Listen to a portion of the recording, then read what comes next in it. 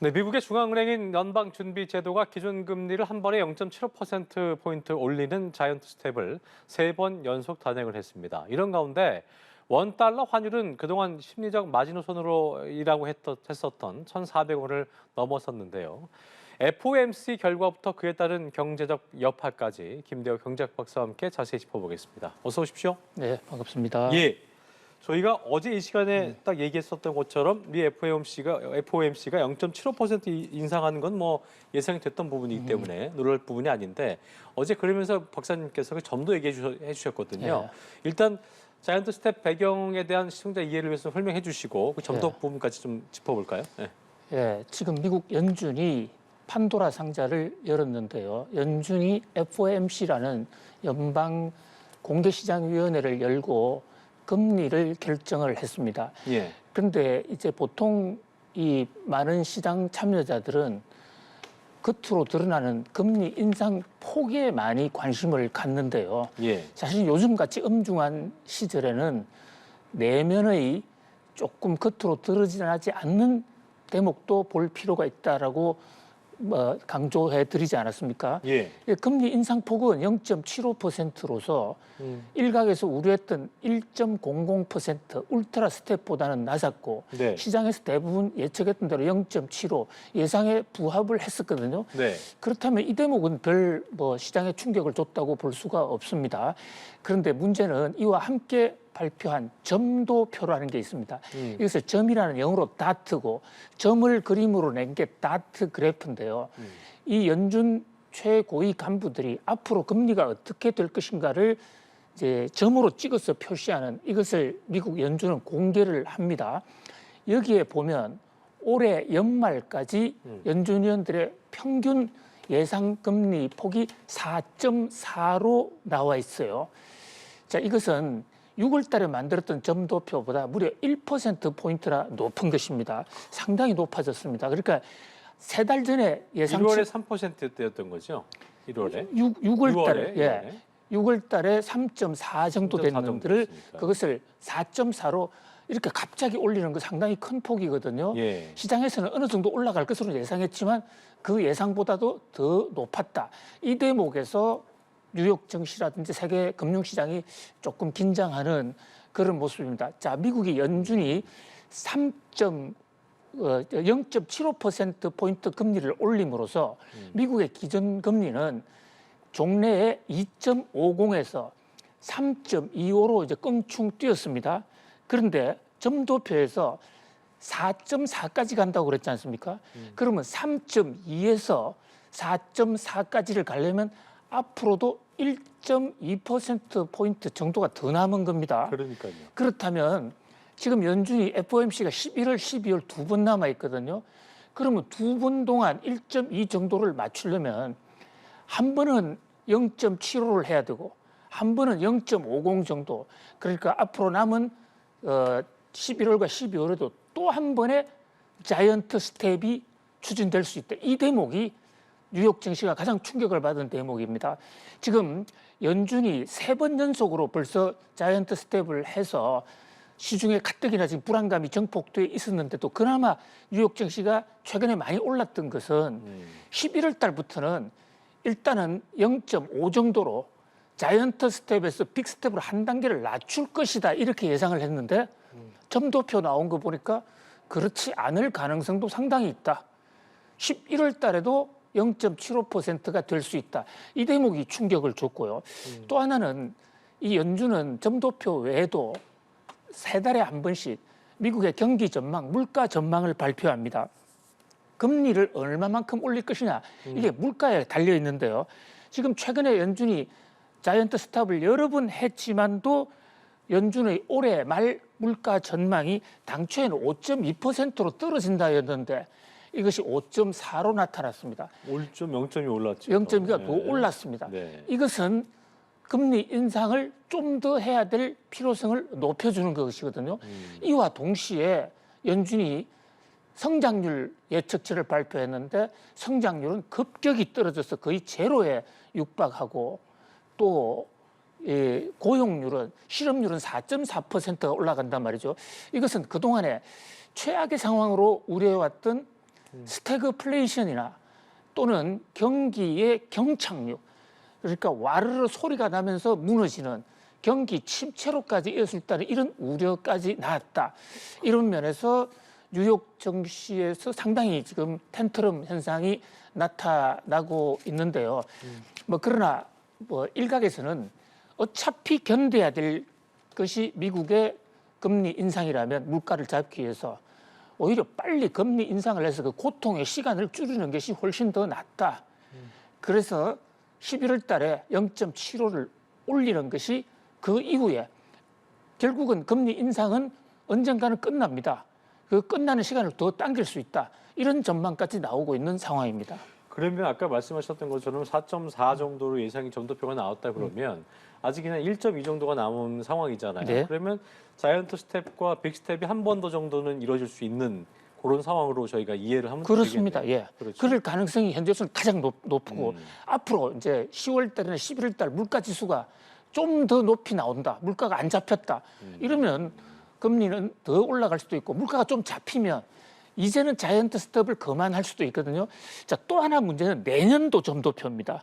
내년도 점도표는 4.65로 나왔거든요. 그렇다면 이것은 금년 말이 4.4니까 내년에 연간 금리를 한 번 인상한다. 그것은 0.2 내지 0.25% 정도입니다. 그런데 뭐 이 대목은 상당히 비둘기파적이에요. 내년에는 금리 인상이 한 번밖에 없다. 그런데 그 내후년의 점도표에서는 금리 인하 신호가 있어야 되는데 이제는 그게 적어도 2023년까지는 금리 인하 신호가 이번 점도표에서 나타나지 않았습니다. 뉴욕 증시 일각에서는 이제는 미국이 금리 인하로 돌아설 것이다. 금리는 반드시 올라가서 내려가고 내려가면서 올라가게 되는데 그 정점을 내년 중반기 정도로 봤는데 요게 한 서너 달 정도 뒤로 미뤄졌고요. 정점에 올라갔을 때 금리가 얼마냐? 이것이 4.65로 나타난 겁니다. 그러니까 앞으로 우리는 미국 연준의 FOMC 기준금리 4.6의 시대에 대비해야 된다 이렇게 볼 수 있습니다. 옛날에는 이제 뭐 제로금리 시절에는 0.25를 올리네 마네 했었기 때문에 네. 사실 이런 건 상상도 못했던 건데 그렇습니다. 0.75를 서너 번씩 하니까 이제 뭐 4.2까지 해봤자 뭐 한두 번밖에 안 남은 상태여서 지금 교수님께서 4.4를 정점이라 얘기했었지만 4.6이라고 내년 4.6입니다. 점도도 예. 이게 그게 거기서 멈출지 누가 아느냐 더 올라갈 수 있지 않냐는 어떤 목소리도 있는 것 같더라고요. 그러니까 어떻게 봐야 돼요? 그렇습니다. 그런 그런데 부분은요? 뭐 안치 앞은 아무도 예측할 수 없는 뭐 것이고 물론 그렇습니다만 흔히 경제학에서는 경제는 살아있는 생물이기 때문에 우리가 예상을 한다 하더라도 중간에 생물은 꿈틀거려서 바뀔 수는 있습니다. 그러나 금리라는 것이요. 역사적인 과거의 추이를 보더라도 또는 경제 논리적으로 보더라도 금리가 올라가면 경기가 하강합니다. 그러면 경기 하강을 감내할 수 없어 금리는 자동적으로 내려갈 수밖에 없습니다. 이것은 금리는 올라가면 내려가고 내려가면 올라간다. 이것은 만고의 진리이기 때문에 100% 개런티할 수가 있습니다. 그렇군요. 영원히 올라가는 금리는 없습니다. 다만 그 시기가 언제는 그렇습니다. 것이냐. 시기가 언제냐? 또 최고로 올라갈 때 피크 때의 금리 이것을 터미널 금리라고 그럽니다. 경제학에서는 터미널 금리가 얼마냐? 요 대목이 중요한데요. 요게 터미널 금리가 종래보다도 좀 더 높은 4.6으로 올라갔고 그다음에 그 정점의 시점이 내년 6월 달이나 4월 달 경에서 내년 말로 조금 뒤처진 것이고요. 그다음에 금리가 4.6으로 올라간다고 해서 지금은 3.25입니다. 이 3.25라는 금리는 일반적인 이 경제학의 정통 경제학자들이 연구한 그 논거에 따르면 현재 높은 금리가 아닙니다. 그동안 그동안 금리가 너무 낮았기 때문에 그동안 우리는 너무 낮았었던 거군요. 저금리에 익숙해서 그래서 그것을 금리 비정상의 정상화한다고 그랬는데요. 3%에서 4%의 이 금리는 아주 이상적인 정상 금리예요. 그런데 문제는 앞으로 더 오를 것 같아. 이 대목이 문제지. 적어도 현재까지의 금리를 가지고 이것을 비상 상황이라 보기는 어렵습니다. 아무튼 금리가 이렇게 금리 인상에 따라서 물가가 꺾여주느냐. 물가가 꺾인다면 빠른 속도로 금리는 안정될 수도 있다. 그래서 뉴욕 증시에서는 상당수 많은 사람들이 채권을 투자를 하고 있거든요. 채권을 사는 이유는 금리가 내려간다는데 베팅을 하고 있다. 이렇게 볼 수가 있습니다. 그래서 금리가 내려가는 쪽에 이 상당히 그 방점을 두는 사람도 많고 그 시기를 보고 있는 사람도 많다. 이것을 동시에 말씀드리고 싶습니다. 그렇겠네요.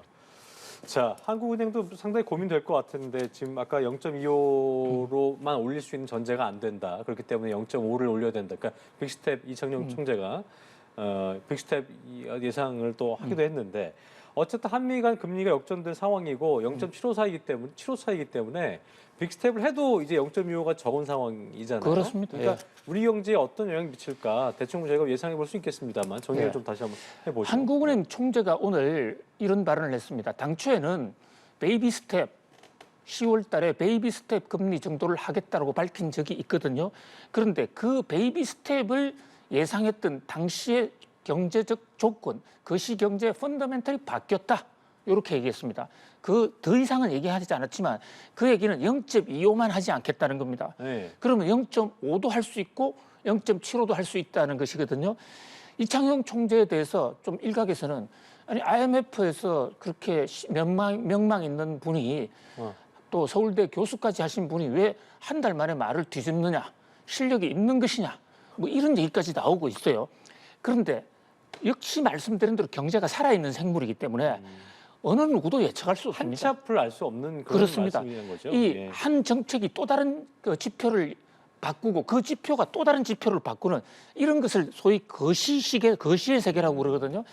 그래서 하는 총재 실력과는 무관하고 하는 총재는 세계적으로 그 성과를 인정해 주시는 분입니다. 이제 이분이 최근의 상황이 미국의 물가가 생각보다 좀 덜 잡힌다. 그리고 미국의 점도표를 보니까 조금 매파적이다. 뭐 아주 뭐 이 경천 동지할 지경은 아니고요. 예상 범위 내지만 조금은 매파적이다. 그래서 한국은행도 좀 신경을 쓰겠다. 특히 이제 한미 간의 금리 역전에 대해서는 한국은행 이창용 총재도 별 문제 없다고 그랬는데 너무 많이 벌어지면 지금 미국은 11월 달에 또 0.75 올릴 가능성이 높아졌지 않습니까? 그러니까 한국은행의 고민이 깊어지는데 우리는 또 미국하고 또 다른 게 우리는 발권 국가도 아닌데다가 우리는 가계부채가 많기 때문에 즉 금리를 또 급격히 올릴 수도 없는 그래서 그야말로 그 두 마리 토끼 가운데서 상당히 고민이 깊어졌다 이렇게 볼 수 있습니다. 지금 말씀하셨던 것처럼 그 이창용 총재 얘기처럼 0.25%포인트 베이비 스텝 인상 조건에서 벗어났다는 얘기는 아까 얘기하셨던 것처럼 미국의 어떤 그런 여러 상황들이 있겠습니다만 아까 얘기했던 점도표 같은 거 그런 네. 것들이 뭐 병점 동지할 정도는 아니지만 네. 더 인상되게 나왔던 것 이런 부분들을 얘기하는 거라고 이해하면 되겠죠? 그렇습니다. 본인이 특화하지는 않았지만 뭐 저희들 경제학계에서는 이창용 총재는 0.25 베이비 스텝은 포기했다 이렇게 봅니다. 어제 이제 그러면서 얘기하셨던 부분이 외화 유출이 막 급속히 이루어지겠느냐 이런 얘기가 금리 역전차 되면서 네. 그러진 않을 거라고 얘기하셨었는데 여전히 유효하신 겁니까? 그 의견은? 예, 저 얘기에 앞서서 이창용 총재가 금리 역전된다고 바로 그것이 외화가 유출되는 거 아니다 이렇게 얘기하고 저 또한 이번에 지금 이 환율 금리 이런 상황이 한국이 잘못해서 한국 경제의 펀더멘털이 무너져서 만약에 한국 환율이 올라가고 금리가 뛰는 거라면 그것은 1997년도 외환위기 같은 그런 국가 부도로도 갈 수가 있는데요. 이번에는 한국 경제하고는 사실 무관합니다. 외생 변수, 특히 미국이 물가를 잡느라고 급격하게 이 미국 달러를 올리는 과정에서 생긴 문제거든요. 그렇기 때문에 사실 지금 이 외환은 환율에 따라서 많은 영향을 받는데 우리가 환율이 지금 많이 올랐다. 우리나라 돈 가치가 떨어졌다고 하지만 우리나라와 미국 간에만 지금 그런 현상이 생긴 것이고 우리는 지금 전체 수출의 75%를 미국이 아닌 다른 나라에 합니다. 우리가 중국에 대해서는 원화 가치가 더 올랐습니다. 네. 또 유럽에 대해서 원화 가치가 더 올랐어요. 그러니까 유럽이나 미국으로부터 중국으로부터 사오는 것은 물가 상승이 안 될 거고 오히려 유럽이나 중국에서는 그 돈이 한국으로 들어올 가능성도 있거든요. 그렇죠. 이런 것을 종합적으로 또 미국 자본이라는 것도 이게 금리만 보는 것이 아니기 때문에 물론 금리가 외환 유출이나 외환의 움직임에 영향을 주는 중요한 변수인 것은 틀림없습니다. 그러나 그것이 전부가 아니고 또 그동안의 역사적 경험을 보더라도 한국은행 조사에 따르면 한미 금리 역전이 됐을 때 오히려 미국 돈이 한국으로 들어왔었더랬습니다. 그랬군요. 그렇다면 어쨌든 대한민국의 경제에 미쳐질 어떤 영향은 크게 어떤 충격파가 있을 거라고 겁내시는 분들도 많고 우려하시는 분들이 많기 때문에 그렇게까지는 생각하지 않아도 된다. 라고 이해를 하면 되겠죠? 그렇습니다. 이게 예. 경제가 심리이기 때문에요. 다들 안 된다 생각하면 진짜 안 될 수가 있어요. 그런데 만약에 정말로 나쁘다는 상황이라면 나쁜 것을 빨리 적시하고 우리가 대책을 세워야 되는데 사실 우리 경제는 큰 잘못이 없는데 외생 변수인데 여기에 너무 투매 심리가 일어난다든지 공황 심리가 일어나는 것은 경계해야 된다. 이것이 한국은행 이창용 총재나 오늘 거시금융 확대 회의를 주재한 추경호 부총리의 아주 신신당부였습니다. 그랬군요. 시간 갖고 좀 지켜봐야 된다. 이 부분을 기억하시면 될 것 같습니다. 지금까지 김대호 경제학 박사와 함께했습니다. 오늘 말씀 고맙습니다. 네, 고맙습니다.